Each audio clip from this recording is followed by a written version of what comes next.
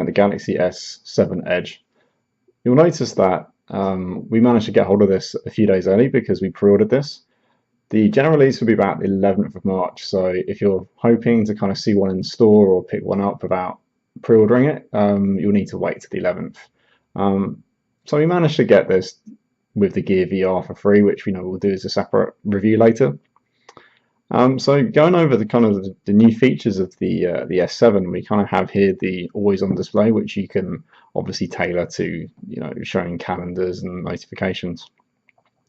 But to open the phone itself, you'll notice that the fingerprint reader doesn't always respond, particularly if you're not quite aligned, centrally. So if you try and sometimes access it, it's kind of very hit and miss. Now, the other thing I do love about the S7 Edge isn't necessarily the S7 quick draw, which we have on the right here, which kind of has like some, it's like a second kind of app drawer, if you wish. Is that it's more kind of like the bezel-less screen.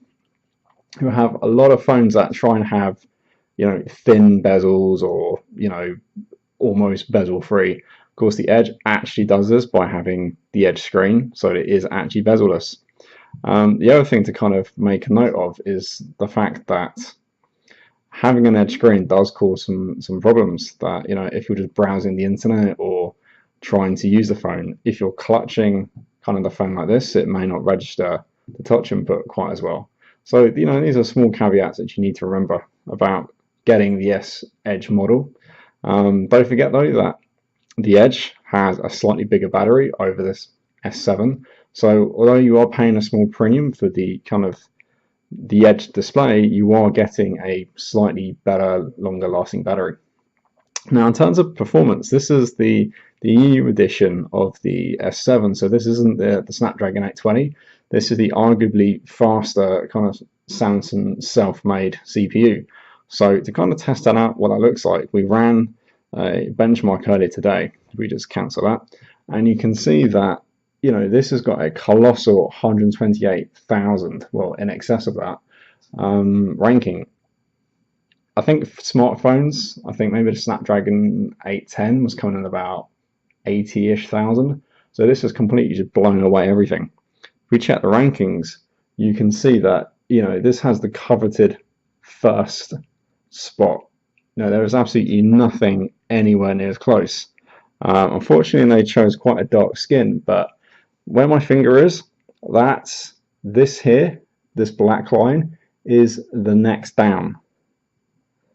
So there's nothing actually by comparison. So as we can see here, the Huawei Mate 8 is the next, 92,000. So this phone has a colossal amount of power.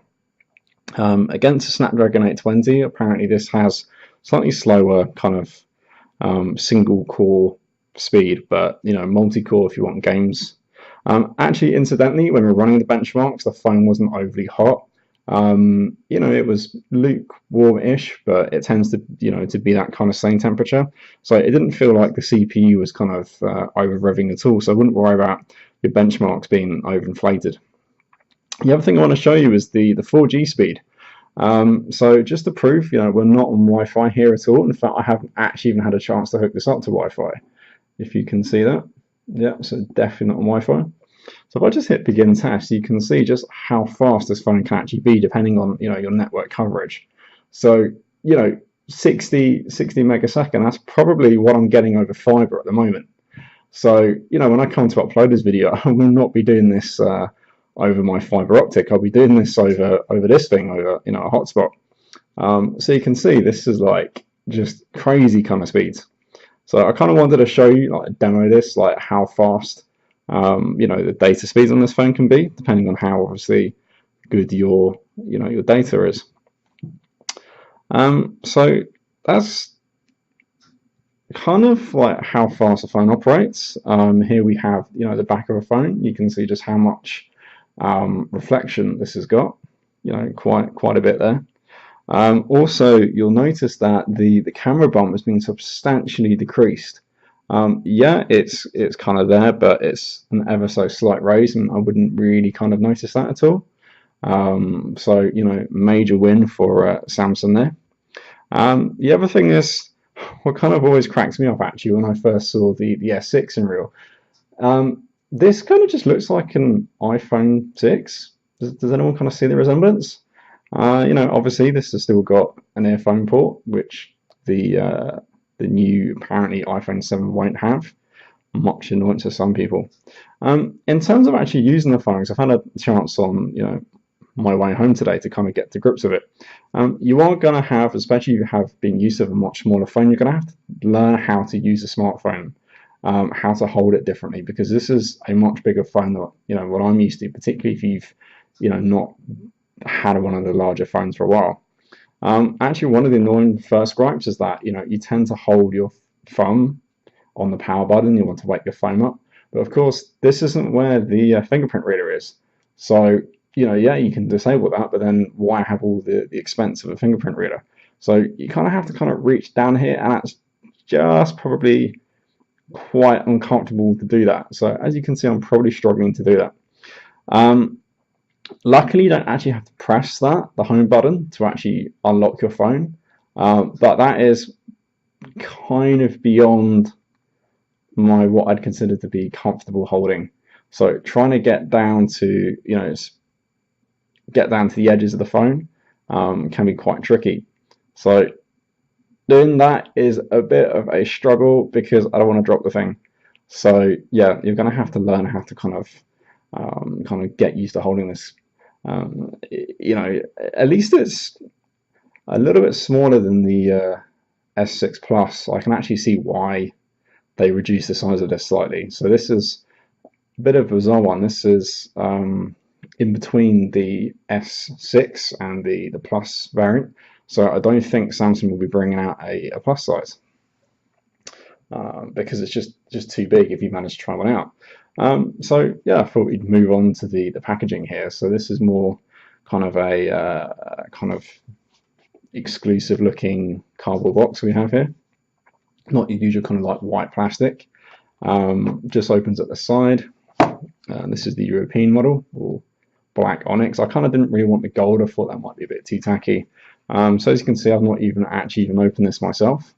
So we have your charger. So I think this is more of a travel charger because the pin will fold out. If you're in the UK, that's kind of quite useful. If you're obviously in the US, you'd be like, that's not particularly interesting.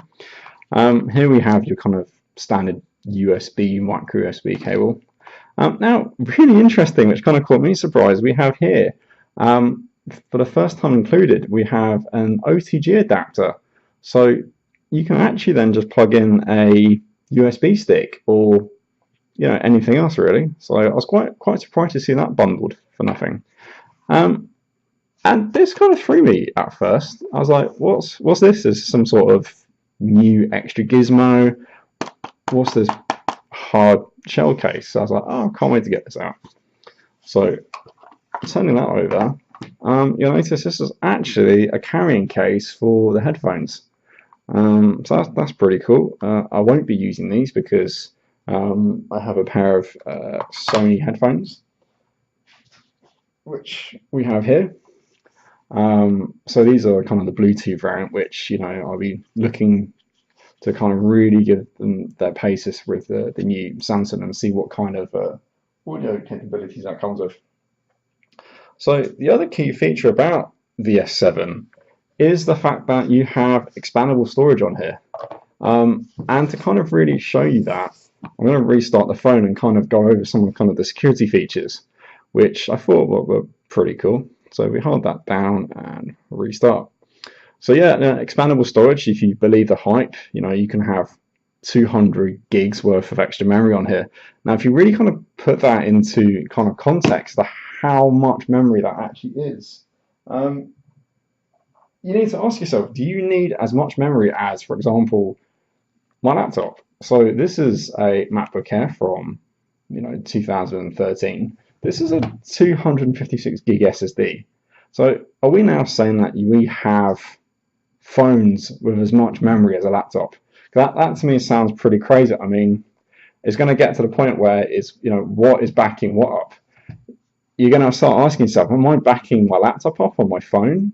The days of being able to take all of your pictures and movies and just dump them onto your phone, I think are gone now. You just have way too much memory in the phones.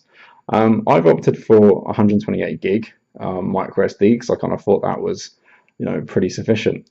Now the phone's restarted, you'll notice that it will not let me open the phone using my fingerprint.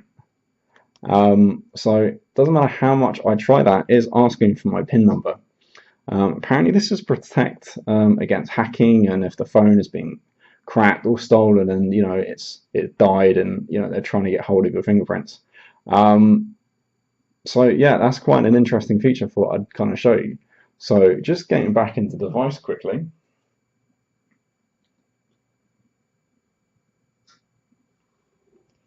You'll notice here it pops up about the SD card. So this has already been inserted. Again, I recommend 128 gig just because it's a hell of a lot cheaper than the 200s. And you're not going to fill up 200 gigs worth of memory anytime soon. So you're really paying a premium for something you're not going to use. Save yourself a lot of money, get 128, and when you fill it up, wait till the prices plummet. So from that, you can access your folders and put some movies on there, download for later, HD music if you happen to have a pair of HD headphones, because that takes up a huge amount of space. Haven't quite figured out how to move the apps onto the SD card yet. I'll be giving that a try later and seeing if you can move like an entire 2 gig game onto the SD card. That'd be pretty sweet. So yeah, that's kind of it. I'll be doing another video review maybe tomorrow or in the next few days once I've kind of got to grips of how this thing works. Kind of any gotchas or general feedback, and kind of see how things work. But I can't tell you how amazing the screen is. I've turned the brightness right down so you can actually see it on the webcam. If you're on the fence about wanting one of these, all I can say is go down to your local carrier store, go and look one up in the flesh. Just check out the Edge, just because just having the bezel-less display just completely changes the way you look at a smartphone. If you don't believe me, go and look at the Edge, go and stare at it for like a good minute or so, and then go and look at something like the Sony. You'll kind of forget you're looking at a smartphone display. So yeah, so that's my kind of first impressions on the S7 Edge, and if you're looking to get one, I definitely recommend doing so.